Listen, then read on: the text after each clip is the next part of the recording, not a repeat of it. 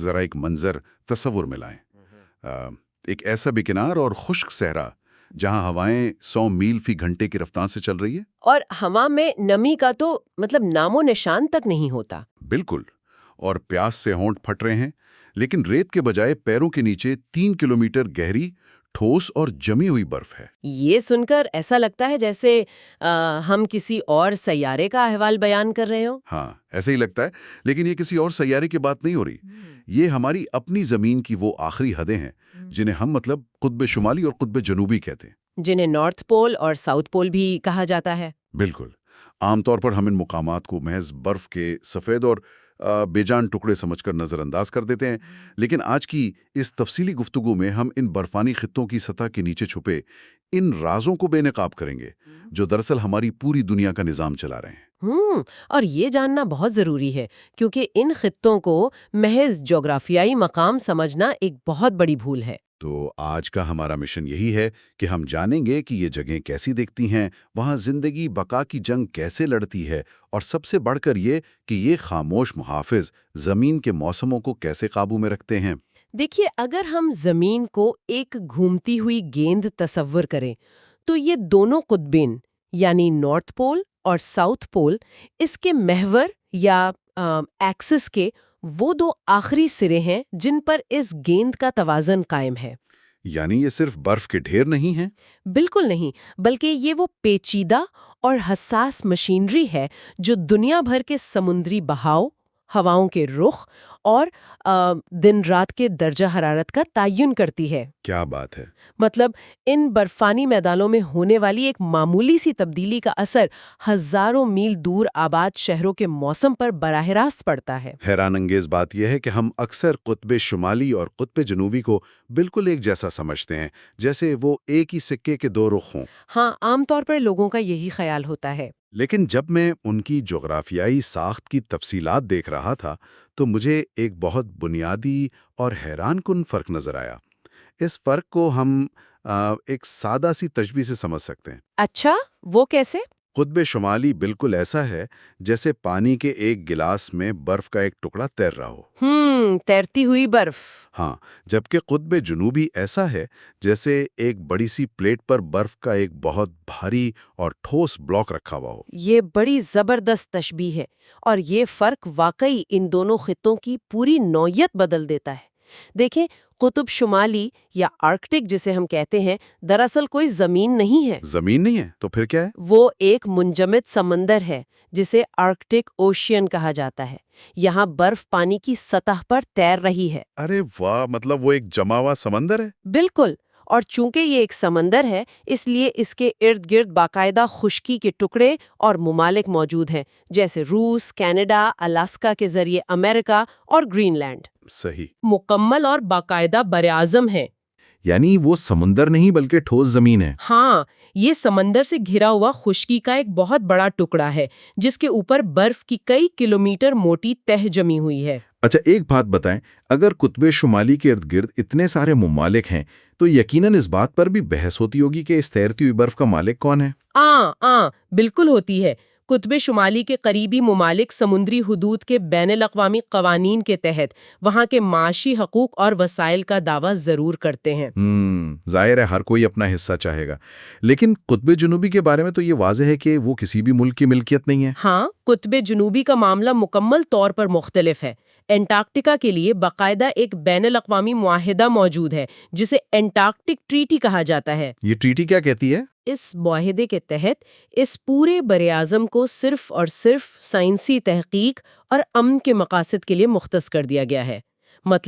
وہاں کوئی بھی ملک فوجی سرگرمی نہیں کر سکتا، اور نہ ہی کوئی ملک وہاں سے معدنیات نکال سکتا ہے نا؟ بالکل صحیح۔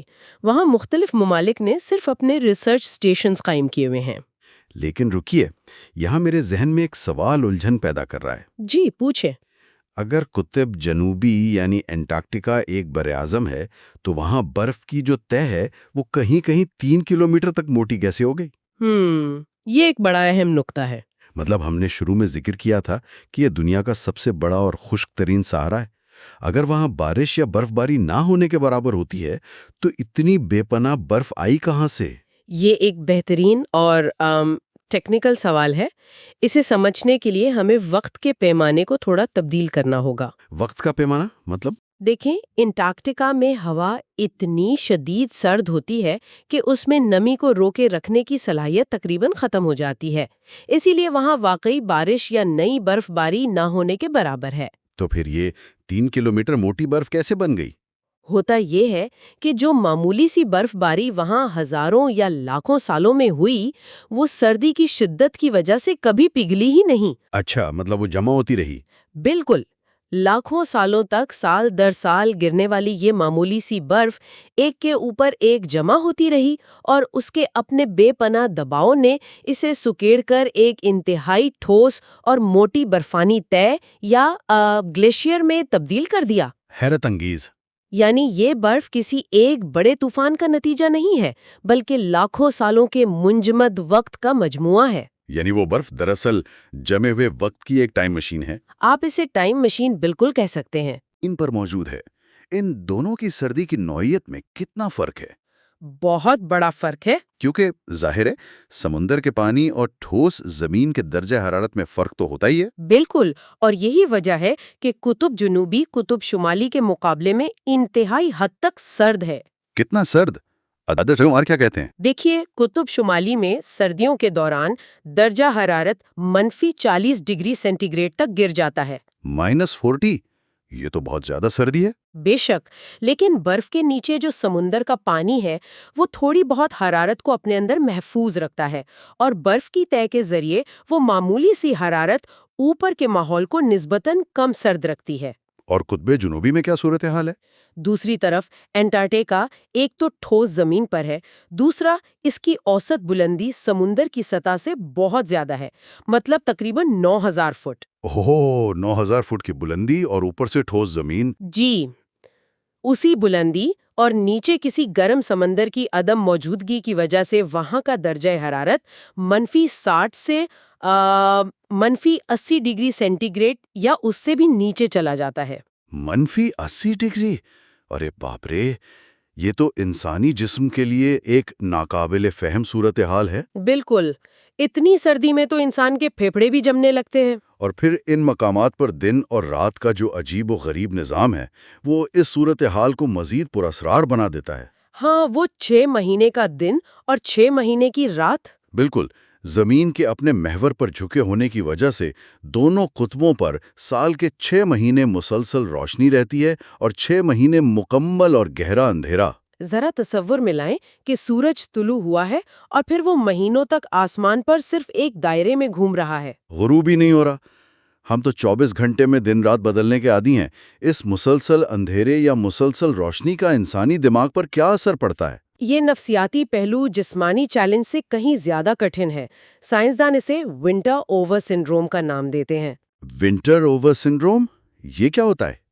انسانی جسم ایک اندرونی گھڑی کے تحت کام کرتا ہے جسے سرکیڈین ردم کہا جاتا ہے، جو سورج کی روشنی سے منسلک ہے. ہاں، جو ہمیں بتاتی ہے کہ کب سونا ہے اور کب جاگنا ہے. بالکل. تو جب روشنی مہینوں تک غائب رہتی ہے یا مسلسل موجود رہتی ہے تو یہ گھڑی پوری طرح گڑبڑ ہو جاتی ہے. وہاں موجود محققین کو شدید بے خوابی، چڑچڑاپن اور تھکاوٹ کا سامنا کرنا پڑتا ہے. سردی سے بچنے کے لیے تو ہم موٹے کپڑے پہن لیں گے، لیکن دماغ کا دفاع تو واقعی مشکل ہے. اور خاموشی کی بات تو اور بھی خوفناک ہے.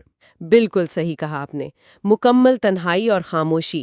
انٹارکٹیکا کی خاموشی اتنی گہری ہوتی ہے کہ انسان کو اپنے ہی دل کی دھڑکن اور خون کی گردش کی آوازیں سنائی دینے لگتی ہیں. یہ تو واقعی ہوش اڑا دینے والی بات ہے. تنہائی اور خاموشی کا ایسا عالم جہاں انسان کو اپنے ہی وجود کا شور سنائی دے. اس طرح کی حسی محرومی یا سینسری ڈپرائیویشن انسان کی نفسیاتی برداشت کا آخری امتحان ہوتی ہے. لیکن اتنے سخت اور بے رحم ماحول کے باوجود یہ حیران کن ہے کہ زندگی نے وہاں بقا کا راستہ تلاش کر لیا ہے. جی ہاں، قدرت کے کرشمے ہیں. اگر ہم قطبی شمالی کی بات کریں تو وہاں انسانوں نے باقاعدہ ایک تاریخ اور ثقافت بنائی ہے.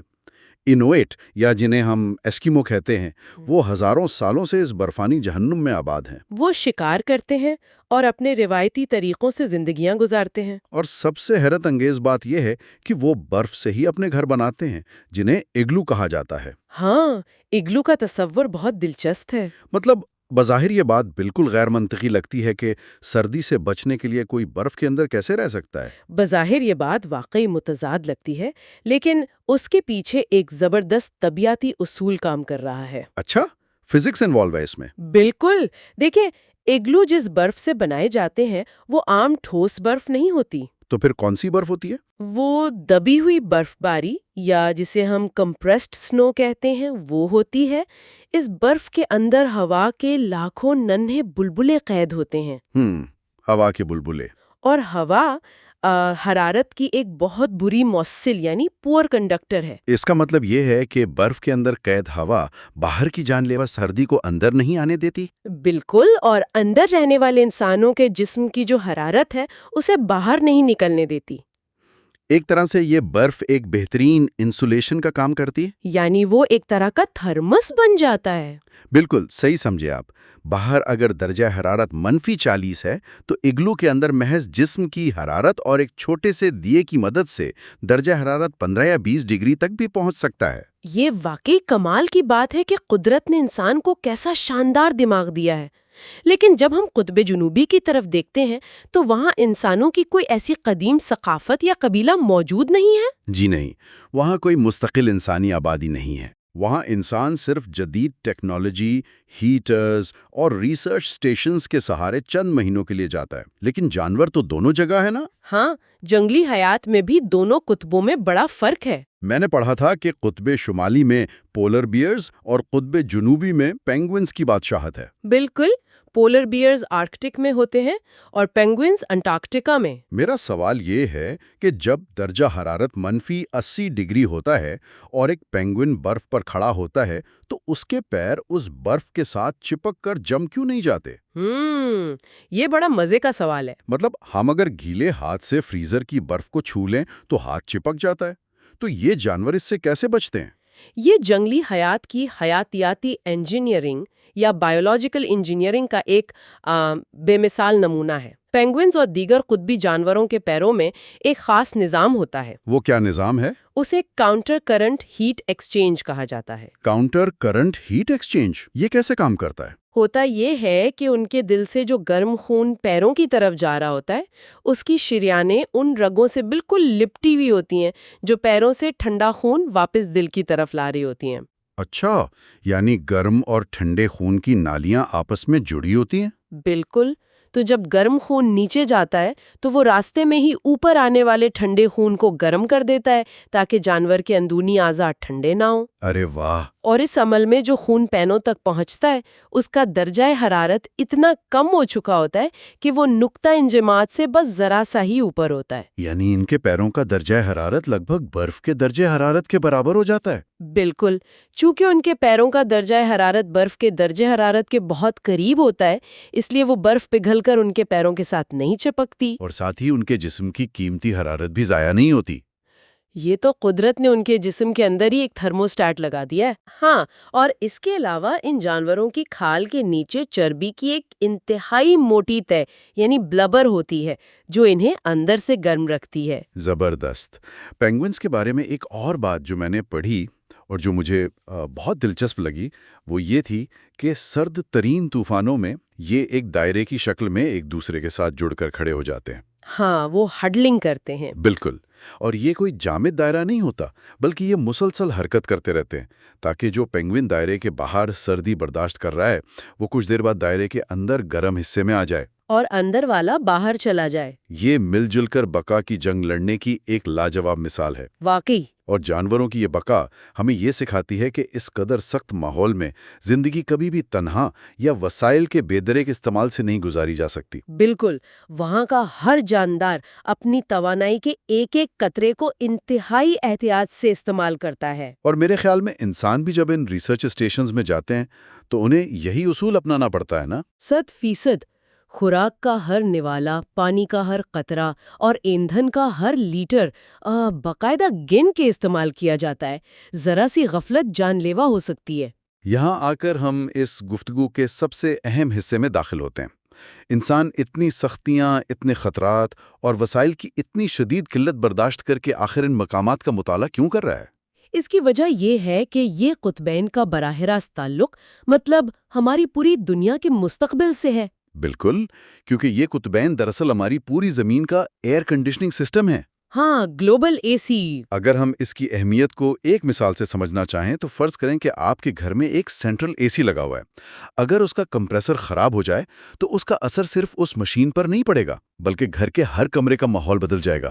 بالکل، درجہ حرارت، نمی، سب کچھ بدل جائے گا۔ تو یہ قطب شمالی اور جنوبی بالکل اسی سینٹرل اے سی کی طرح کام کرتے ہیں۔ یہ مثال بالکل درست ہے، اور اس اے سی سسٹم کی کام کرنے کی تکنیکی وجہ کو سمجھے بغیر ہم اس کی اہمیت نہیں جان سکتے۔ وہ تکنیکی وجہ کیا ہے؟ اس عمل میں سب سے اہم کردار البیڈو ایفیکٹ کا ہے۔ البیڈو ایفیکٹ، تھوڑا اس کی وضاحت کریں۔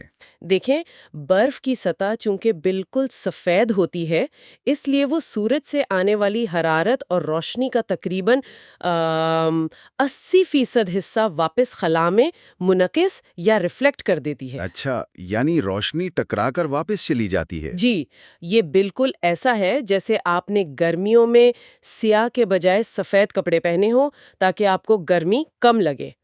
قطبین کی یہ سفید برف زمین کو زیادہ گرم ہونے سے بچاتی ہے۔ اور جب یہ برف پگھلتی ہے تو یہ نظام الٹ جاتا ہے نا؟ بالکل الٹ جاتا ہے۔ کیونکہ جب سفید برف پگھلے گی تو نیچے سے سمندر کا گہرا اور تاریک پانی ظاہر ہوگا، اور کالا یا گہرا رنگ تو حرارت کو جذب کرتا ہے۔ صحیح پکڑا آپ نے۔ یعنی جتنی برف پگھلے گی سمندر اتنا ہی زیادہ گرم ہوگا، اور جتنا سمندر گرم ہوگا وہ مزید برف کو پگھلائے گا۔ یہ تو ایک کبھی نہ رکنے والا تباہ کن چکر بن جائے گا۔ بالکل ایسا ہی ہے، اور اسے سائنسی زبان میں پازیٹیو فیڈ بیک لوپ کہتے ہیں۔ اور بات صرف سورج کی روشنی کو واپس موڑنے تک محدود نہیں ہے۔ اور بھی کچھ ہے؟ جی، ان قطبین پر جو انتہائی ٹھنڈا اور نمکین پانی ہوتا ہے نا، وہ بھاری ہونے کی وجہ سے سمندر کی گہرائیوں میں بیٹھتا ہے اور دنیا کے سمندروں کے پانی کو ایک خاص رخ میں دھکیلتا ہے۔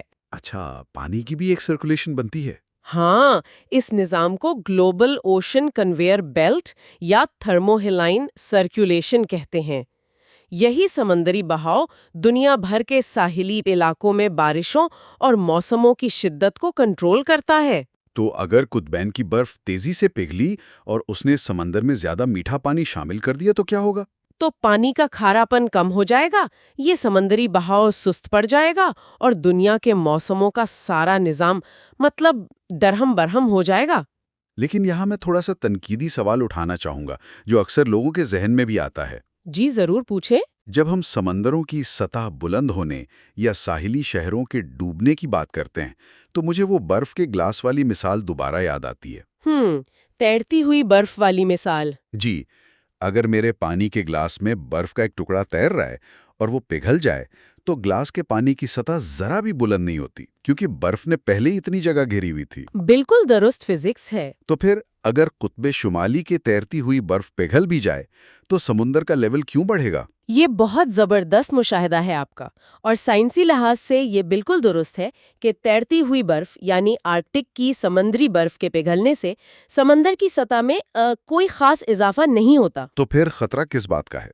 اصل خطرہ قطب شمالی کی تیرتی برف سے نہیں ہے، بلکہ انٹارکٹیکا اور گرین لینڈ کی برف سے ہے۔ اچھا، جو زمین پر موجود ہیں۔ بالکل، جیسا کہ ہم نے شروع میں بات کی تھی کہ انٹارکٹیکا ایک بر اعظم ہے، ایک ٹھوس زمین ہے جس کے اوپر برف جمی ہوئی ہے۔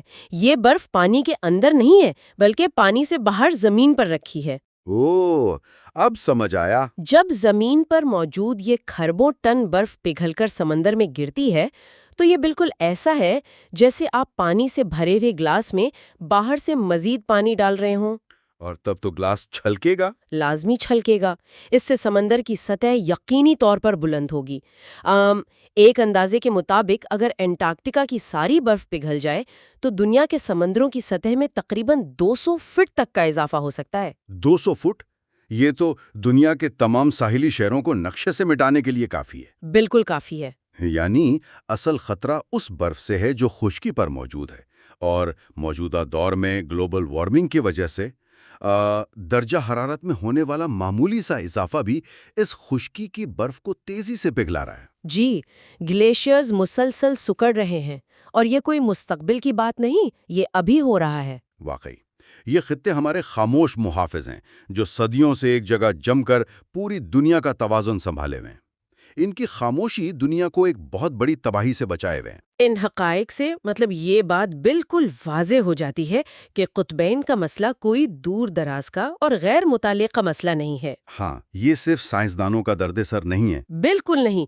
کوئی انسان دنیا کے کسی بھی کونے میں رہتا ہو، چاہے وہ کسی ساحلی شہر میں ہو یا کسی میدانی علاقے میں، اس کے شہر کا موسم، وہاں کی بارشوں کا پیٹرن اور اس کی زراعت، ان سب کا انحصار براہ راست ان قطبین کے منجمد رہنے پر ہے۔ اگر یہ برفانی دیواریں گر گئیں تو انسانیت نے جو بھی ترقیاتی اور تعمیراتی ڈھانچے کھڑے کیے ہیں وہ قدرت کے اس بگڑے ہوئے توازن کے سامنے ریت کی دیوار ثابت ہوں گے۔ 100% درست۔ یہ گفتگو واقعی آنکھیں کھول دینے والی ہے۔ آج ہم نے یہ جانا کہ نارتھ پول اور ساؤتھ پول محض دنیا کے نقشے پر موجود دو سفید دھبے نہیں ہیں، بلکہ یہ زمین کے دھڑکتے ہوئے دل کی طرح ہیں۔ بالکل، جو پورے کرۂ ارض کی شریانوں میں موسموں اور زندگی کا توازن برقرار رکھے ہوئے ہیں۔ ان کی سختیاں، ان کی خاموشی اور وہاں موجود زندگی کی بقا کی جدوجہد ہمیں بہت کچھ سکھاتی ہے۔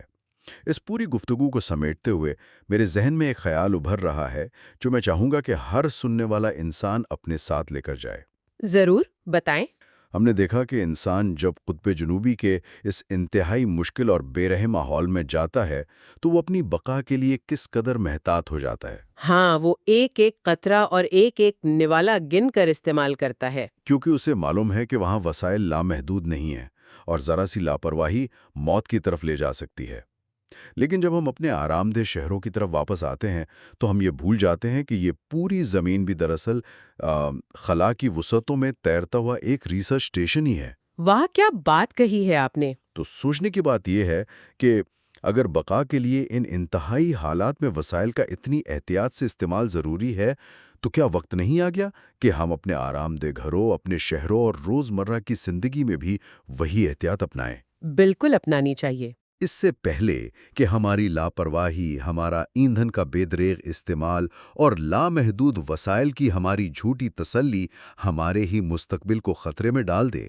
قدرت کا نظام تو اپنا توازن ڈھونڈ ہی لے گا، لیکن سوال یہ ہے کہ کیا انسان اس نئے اور غیر متوازن نظام میں اپنی بقا برقرار رکھ پائے گا؟